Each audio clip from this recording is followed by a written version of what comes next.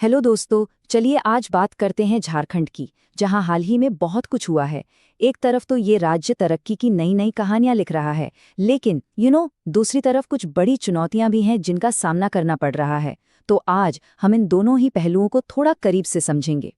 तो आखिर झारखंड की असली कहानी है क्या? क्या ये सिर्फ अपनी पुरानी रिच कल्चरल विरासत के लिए ही जाना जाता है, या फिर आज की टेक्नोलॉजी की दुनिया में भी अपनी एक अलग पहचान बना रहा है? आज हम यही देखने वाले हैं कि कैसे ये दोनों चीजें एक साथ मिलकर राज्य की एक बिल्कुल नई तस्वीर बना रही हैं। तो चलिए फटाफट एक नज़र डालते हैं कि आज हम किन किन टॉपिक्स पर बात करेंगे। सबसे पहले भाषा, संस्कृति और शिक्षा, फिर हम देखेंगे गवर्नेंस और इनोवेशन में क्या नया हो रहा है। उसके बाद एनवायरनमेंट और इकोनॉमी पर एक नज़र डालेंगे और आखिर में नेशनल और स्पोर्ट्स की दुनिया की कुछ ज़रूरी खबरें। तो शुरू करते हैं हमारे पहले सेक्शन के साथ, भाषा, संस्कृति और शिक्षा। देखते हैं कि झारखंड कैसे अपनी जड़ों को मजबूत करते हुए अपने भविष्य की तरफ कदम बढ़ा रहा है। ये एक बहुत बड़ी और कह सकते हैं ऐतिहासिक खबर है। संसद के गलियारों में अब झारखंड की एक प्रमुख आदिवासी भाषा संताली की गूंज सुनाई दे रही है। और ये मुमकिन हुआ है जमशेदपुर की प्रिया हंसदा, दुमका की उषा किरण हंसदा और हजारीबाग के संजीव मुर्मू की वजह से। ये लोग लोकसभा की कार्यवाही का लाइव ट्रांसलेशन कर रहे हैं। वाकई कमाल है। लेकिन ये सब एक दिन में नहीं हुआ, इसके पीछे एक लंबी कहानी है। इसकी नींव रखी गई थी 22 दिसंबर 2003 को, जब संताली भाषा को हमारे संविधान की 8वीं अनुसूची में शामिल किया गया था। और यही वजह है कि हर साल इस दिन को संताली भाषा दिवस के तौर पर मनाया जाता है। अच्छा, अब शिक्षा के मोर्चे पर भी एक जबरदस्त पहल हुई है। दिशोम गुरु शिबू सोरेन इंजीनियरिंग और मेडिकल कोचिंग संस्थान की शुरुआत हुई है, और इसे कौन चला रहा है? कोटा का फेमस मोशन इंस्टीट्यूट। और सबसे अच्छी बात यह है कि अगले सेशन से एससी और ओबीसी स्टूडेंट्स को भी फ्री कोचिंग की सुविधा दी जाएगी। ये एक रियल गेम चेंजर हो सकता है। चलिए अब आगे बढ़ते हैं हमारे दूसरे सेक्शन की तरफ, शासन और नवाचार। यहाँ हम बात करेंगे लोकल गवर्नमेंट्स में हुए एक जरूरी बदलाव और एक बड़ी टेक्नोलॉजिकल कामयाबी के बारे में। झारखंड के लोकल इलेक्शंस में एक बहुत बड़ा पॉलिसी चेंज हुआ है। राज्य में पहली बार म्युनिसिपल इलेक्शन ट्रिपल टेस्ट के आधार पर होंगे, और इसका सीधा मतलब ये है कि अब ओबीसी कम्युनिटी के लिए रिजर्वेशन का रास्ता साफ हो गया है। तो अब सवाल उठता है कि ये ट्रिपल टेस्ट आखिर है क्या? देखिए, सीधे शब्दों में कहें तो ये एक कानूनी प्रोसेस है।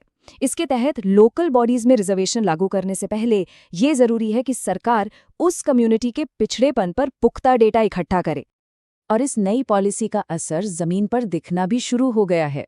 मिसाल के तौर पर राजधानी रांची के नगर निगम में अब ओबीसी समुदाय के लिए 13 सीटें रिजर्व की गई हैं। ये पॉलिटिकल रिप्रेजेंटेशन में एक बड़ा बदलाव है। अब बात करते हैं टेक्नोलॉजी की दुनिया से आई एक कमाल की खबर की। आईआईटी धनबाद ने एक ऐसा रोबोट बनाया है जो आंखों की बेहद नाजुक सर्जरी में डॉक्टर्स की मदद करेगा। सोचिए जरा, डॉक्टर आशीष सिद्धार्थ ने इसे डेवलप किया है और इस आई सर्जरी रोबोट को पेटेंट भी मिल चुका है। आप इस टेक्नोलॉजी का महत्व ऐसे समझ सकते हैं कि ये आंखों के अंदर होने वाली मुश्किल से मुश्किल सर्जरी में इंसान के हाथ से भी ज्यादा सटीकता, मतलब प्रिसिजन लाने में मदद करेगा। ये वाकई मेडिकल साइंस के लिए एक बहुत बड़ी उपलब्धि है।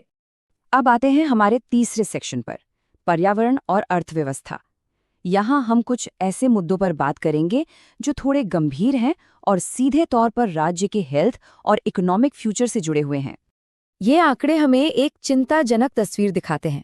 रांची का एयर क्वालिटी इंडेक्स यानी AQI 172 दर्ज किया गया, जो कि अनहेल्दी या अस्वस्थ कैटेगरी में आता है, मतलब हवा की क्वालिटी अच्छी नहीं है। साथ ही इस सीजन का सबसे ठंडा दिन भी रिकॉर्ड हुआ, जब लोहरदगा में पारा 3 डिग्री सेल्सियस तक गिर गया। और अब आर्थिक मोर्चे पर एक चौंकाने वाला आंकड़ा, झारखंड का बिजली वितरण निगम यानी JBVNL 20,000 करोड़ रुपए से भी ज्यादा के भारी भरकम घाटे में है। सोचिए, ये कितनी बड़ी रकम है। इसका सीधा असर राज्य के विकास और हम सब पर पड़ सकता है। दूसरी तरफ करप्शन के खिलाफ एक कड़ा कदम भी उठाया गया है।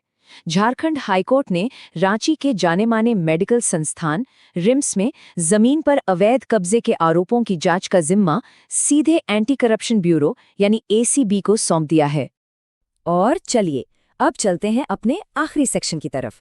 यहाँ हम देखेंगे कि राष्ट्रीय स्तर पर और खेल के मैदान में क्या कुछ खास हुआ है। तो राष्ट्रीय स्तर पर ग्रामीण रोजगार की जो सबसे बड़ी योजना है मनरेगा, उसमें एक बड़ा बदलाव होने जा रहा है। राष्ट्रपति ने विकसित भारत जी बिल को मंजूरी दे दी है, जो अब मनरेगा की जगह लेगा।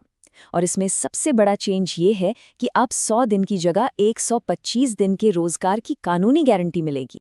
अच्छा, एक और नेशनल खबर जो सीधे सीधे हम सबकी जेब पर असर डालेगी, वो है रेलवे के किराए में बदलाव।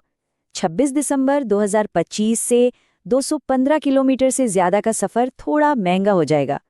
साधारण क्लास में 1 पैसा प्रति किलोमीटर और एसी या मेल ट्रेनों में 2 पैसे प्रति किलोमीटर की बढ़ोतरी होगी।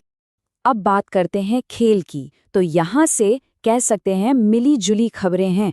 एक तरफ तो वुमेन्स T20 में भारत ने जेमिमा रॉड्रिक्स की जबरदस्त पारी की बदौलत श्रीलंका को 8 विकेट से हरा दिया। वहीं दूसरी ओर नेशनल फुटबॉल चैंपियनशिप में मेजबान झारखंड को दिल्ली के हाथों 8-1 से एक बड़ी हार का